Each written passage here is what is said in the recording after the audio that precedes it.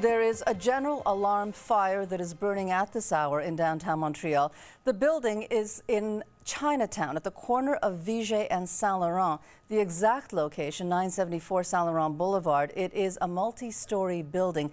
Dozens of firefighters are on the scene. They're trying to bring it under control.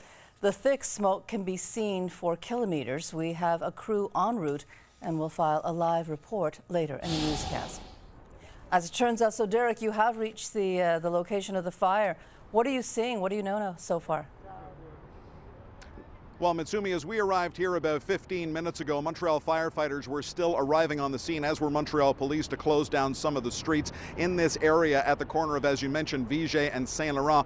I'll step out so that you can see what's going on behind me. The multi-story building that you described, as I passed by it on my way here, it appears to be a warehouse or a multi-story building with a number of different businesses in it. On one side, it appeared to be a warehouse, and as I was arriving about 15 minutes ago, coming down Saint Laurent, part of the building started to collapse. That vacant area that you can see where the flames are, there used to be 2 stories there. They collapsed on themselves. So an older building that we're looking at here in Chinatown at the corner of Saint Laurent and Viger. Firefighters pouring a lot of water onto this right now. They're surrounding the building on all sides, on Viger, on Saint Laurent, and to the street just to the west. Now initially, when we got reports of this fire, it looked like it might be the Holiday Inn Chinatown that was on fire. That is not the case. The hotel is not affected. It's the building directly to the east of the hotel. Right now, we have no word on any injuries or any fatalities, so it doesn't look like anybody has been injured